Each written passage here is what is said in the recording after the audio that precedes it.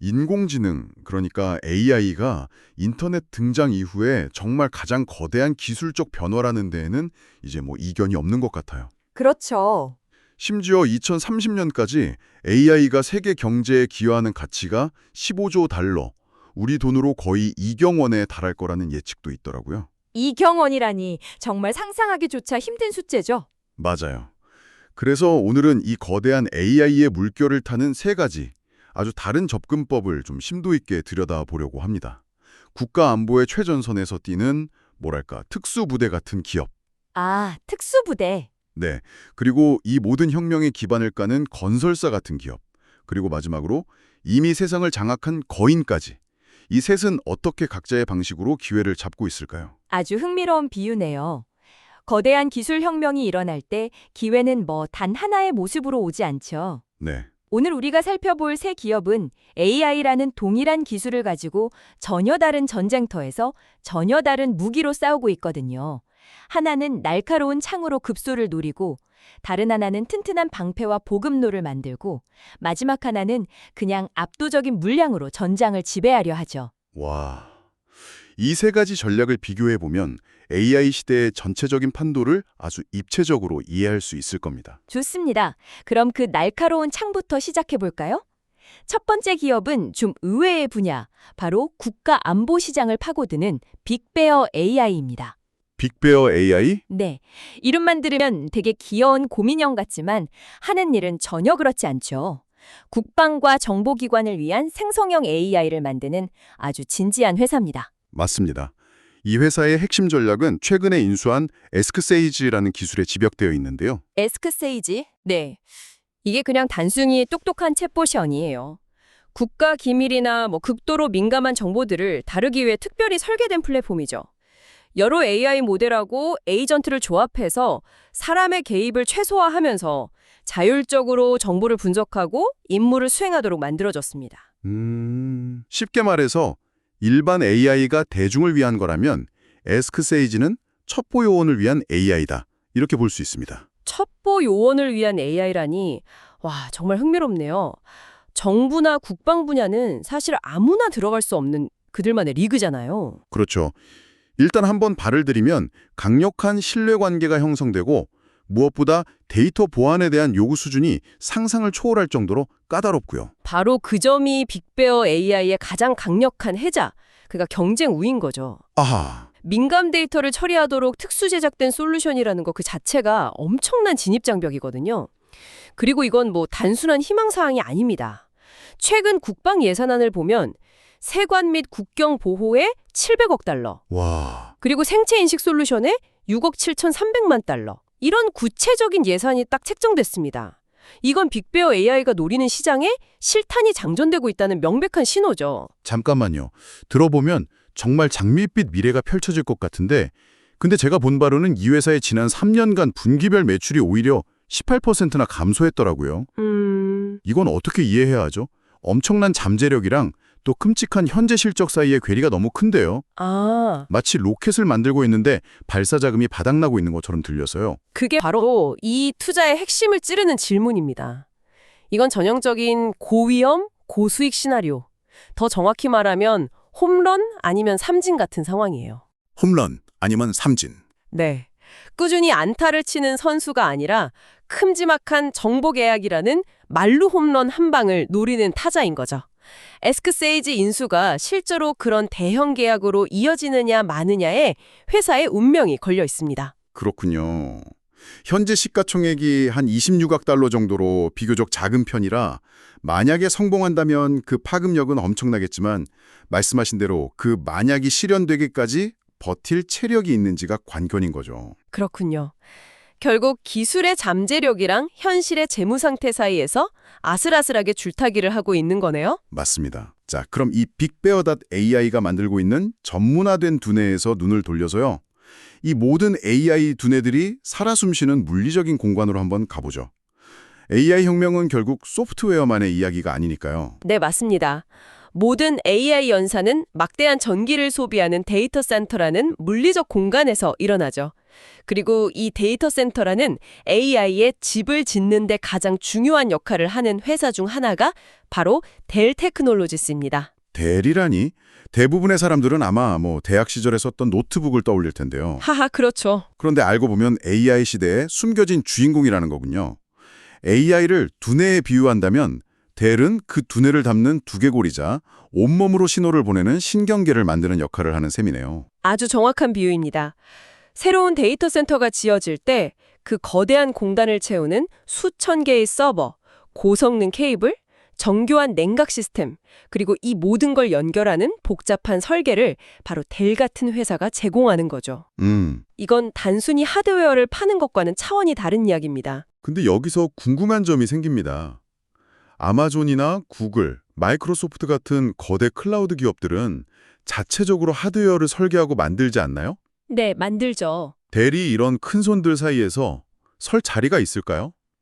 자칫하면 중간에서 샌드위치 신세가 될 수도 있을 것 같은데요. 예리한 지적이십니다. 그게 바로 델에 대한 가장 고전적인 비관론이죠. 실제로 그런 초대형 기업들은 자체 설계 역량을 갖추고 있습니다. 하지만 AI 붐이 일으킨 거대한 변화는 그런 초대형 기업들 외에 수많은 일반 기업, 각국 정부, 연구소들까지 자신만의 AI 공장을 짓고 싶어 한다는 거예요. 이들은 아마존처럼 자체적으로 데이터 센터를 설계할 능력이나 인력이 없죠. 바로 이 지점이 델의 기회입니다. 델은 단순히 서버 박스를 파는 게 아니라 컨설팅, 설치, 신속한 납품까지 포함된 턴키 솔루션, 그러니까 AI 공장 풀 패키지를 판매하는 겁니다. 그러니까 거인들이 직접 집을 짓는다면 델은 그 외의 모든 사람들에게 최고급 조립식 주택을 빠르고 확실하게 지어주는 역할을 하는 거군요. 바로 그거죠. 숫자로 보니 이 수요가 정말 폭발적인 것 같습니다. 최근 분기 매출이 11% 증가했고 올해 3분기까지 출하한 AI 서버만 15억 달러어치가 넘는다고요? 네. 심지어 아직 납품하지 못한 수주 잔고는 18억 달러로 사상 최고치라니 이건 즐거운 비명이겠네요. 맞습니다. 현재 델의 개인용 PC 사업은 거의 성장하지 못하고 있어서 사실상 AI 서버를 포함한 인프라 사업이 회사의 성장을 견인하고 있습니다. 그런데 재미있는 건 가치 평가 부분이에요. 조정 주당 순이익은 17%나 증가했는데 2020년 예상 실적 기준 주가 수익 비율 PER은 11배에 불과합니다. 11배요. 네, 이건 시장이 여전히 델을 성장세가 둔화된 PC 회사로 보고 있다는 해석이 가능하죠. AI 골드러시 시대에 가장 확실하게 돈을 버는 건 금을 캐는 사람들에게 곡괭이와 삽을 파는 사람들이라는 격언이 있잖아요. 그렇죠. 델이 바로 그 역할을 하고 있음에도 시장이 아직 그 가치를 제대로 인정하지 않고 있다는 시각에 존재하는 겁니다. 정말 흥미롭네요.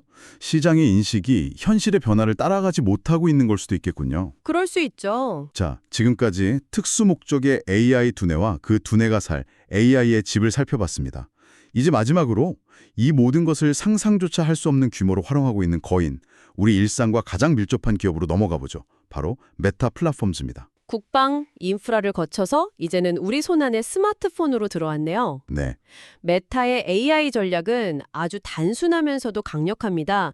인스타그램이나 페이스북 같은 앱을 통해서 매일 30억 명의 사람들이 만들어내는 데이터를 먹고 자라죠. 와. 이 방대한 데이터는 AI 모델을 훈련시키는 데 있어서 그 어떤 기업도 따라올 수 없는 거의 불공정한 수준의 경쟁 우위입니다.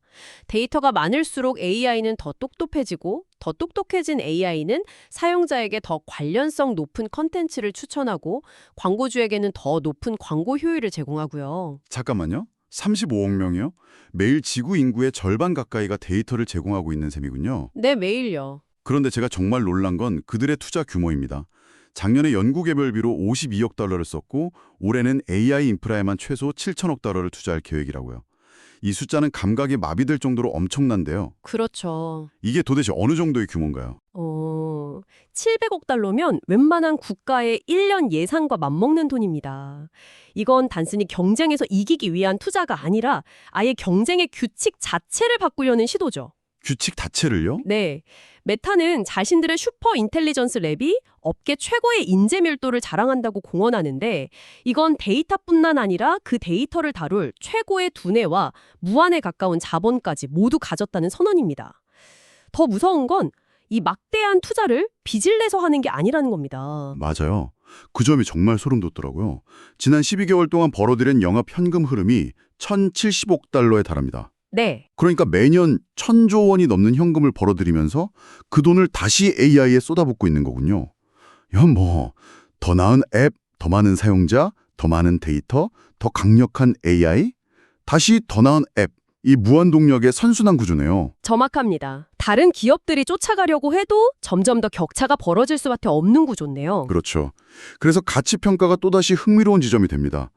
내년 예상실적 기존 PER이 21배 수준인데 이 정도의 시장 지배력, 데이터 우위, 자금력을 가진 기업에게 이 정도 가치평가는 거의 거저나 다름없다고 주장하는 사람들도 있습니다. 아, 그렇게까지요? 네. 하지만 당연히 반대 의견도 있죠. 이 막대한 투자가 과연 모두 효율적으로 쓰이고 있는가? 특히 메타버스라는 아직 실체가 불분명한 꿈에 얼마나 많은 돈이 사라지고 있는가? 그리고 전 세계 정부가 이 거대한 독점력을 언제까지 내버려 둘 것인가 하는 규제 리스크가 항상 따라다닙니다. 시장은 바로 그 불확실성을 가격에 반영하고 있는 것일 수도 있습니다. 그렇군요. 결국 메타는 누구도 넘볼 수 없는 성을 쌓았지만 그 성이 너무 높아져서 외부의 공격, 즉 규제나 내부의 낭비로 인해 흔들릴 수 있다는 거네요. 네. 자, 오늘 정말 흥미로운 세 가지 AI 접근법을 살펴봤습니다. 요약해보면 국가 안보라는 좁고 깊은 시장을 노리는 홈런 아니면 삼진의 빅베어 AI, 네.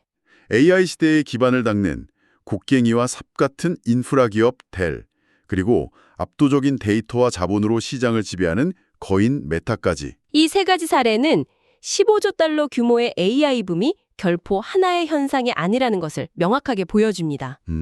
마치 거대한 파도가 밀려올 때 어떤 해안은 절벽에 부딪혀 거세게 부서지고 어떤 해안은 완만한 모래사장을 따라 넓게 퍼지고 또 어떤 해안은 깊은 만으로 흘러들어와 조용히 수위를 높이는 것과 같죠. 와, 정말 멋진 정리입니다. 각기 다른 산업의 해안에 AI라는 파도는 전혀 다른 모습으로 도달하고 있습니다. 오늘 분석은 AI를 만들거나 AI를 통해 더 강해지는 기업들에 초점을 맞췄습니다. 하지만 이야기를 마무리하기 전에 이 대화는 우리에게 더 깊이 생각해 볼 만한 어쩌면 조금은 불편한 질문 하나를 남기는 것 같아요. 맞습니다. 우리는 동전의 한쪽 면, 즉 승자들에 대해서만 이야기했습니다. 네. 하지만 수천억 달러가 더 똑똑하고 더 자율적인 AI를 만드는 데 쏟아지고 있다는 사실은 필연적으로 동전의 다른 면에 대한 질문을 던지게 합니다. 바로 파괴될 것들에 대한 질문이죠. 오늘 우리가 나눈 이야기의 연장선에서 여러분이 한번 깊이 고민해 볼 만한 질문은 이것입니다. 이토록 강력한 기술에 의해 근본적으로 존재 가치를 위협받게 될 기업이나 산업은 어디일까요? 이 거대한 경제적 지각 변동 속에서 누가 승리하는가만큼이나 누가 뒤처지고 사라지게 될 것인지를 생각해 보는 것. 그것이 AI 시대를 온전히 이해하는 마지막 퍼즐 조각이